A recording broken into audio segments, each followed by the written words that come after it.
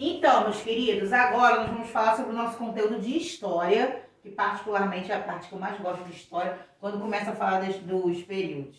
Vamos começar hoje falando sobre o Brasil colônia, tá? A leitura vai começar na página 127 e os exercícios nas páginas 130, 131 e 132. Vamos lá. Bom, gente, o Brasil colônia, ele teve início em 1500 e ele terminou em 1822. Começou com um fato histórico, né, que é a chegada, descoberta dos portugueses no Brasil, e ele termina com a proclamação da independência. Mas vamos aos poucos. A chegada dos portugueses ao Brasil. Em 1500, a mando do rei de Portugal, Pedro Álvares Cabral comandou uma expedição marítima para as Índias. A esquadra era composta de 13 caravelas e uma tripulação de 1.500 homens. Nós já sabemos que aí foi o início, né, da nossa história. Foi quando os portugueses, por engano, encontraram uma rota para o nosso país, que eles não sabiam também. Cabral foi nomeado em fevereiro de 1500 ao longo daquele mês, onde teve várias reuniões com Vasco da Gama, recebendo instruções bem detalhadas sobre a navegação até as Índias e informações sobre sinais de aves marinhas no lado oeste do Oceano Atlântico. Comandando sua esquadra, Cabral partiu do Porto do Tejo em 9 de março de 1500. Ele partiu lá de Portugal. O objetivo da expedição era contornar o continente africano, navegando pelo Oceano Atlântico e chegar às Índias para confirmar o comércio entre os dois países. Após contrato feito anteriormente por Vasco da Gama, onde faziam parte da expedição o Frei Henrique Soares de Coimbra e o escrivão Pero Vaz de Caminha, que relatavam os acontecimentos da viagem, né? Então, Pedro Álvares Cabral era o comandante da viagem. E essa viagem tinha como objetivo estabelecer um comércio com as Índias. E nessa viagem tinham 1.500 pessoas, né, divididas nas caravelas, e tinham também Frei Henrique Soares de Coimbra e Pero Vaz de Caminha. O cotidiano dos marinheiros era muito difícil. A água era pouca e apodrecida. A comida era pouca e de baixa qualidade. Não havia quase nenhum conforto.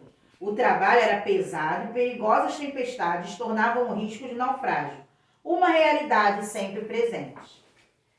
Agora na 128.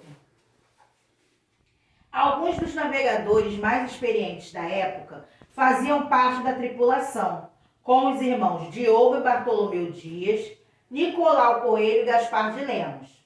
Também havia soldados, serviçais, carpinteiros, artesãos, religiosos e fidalgos, né, que eram pessoas com dinheiro, pessoas nobres. Ao passar pelas Ilhas Canárias, a esquadra desviou em direção a um novo continente. Depois de muitos dias viajando pelo Oceano Atlântico, no dia 21 de abril, apareceram os primeiros sinais de terra, que eram aves e plantas marinhas. Então, gente, isso foi por acaso. Eles não tinham a intenção de encontrar um novo continente, uma nova terra. Não era essa a intenção. Em 22 de abril, a esquadra avistou um monte alto e redondo. Cabral o batizou de Monte Pascoal. Ficaram procurando um porto onde os navios pudessem ficar abrigados.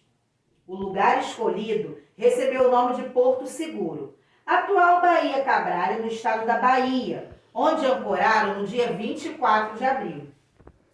Cabral deu à terra descoberta o nome de Ilha de Vera Cruz, acreditando que se tratava de uma ilha.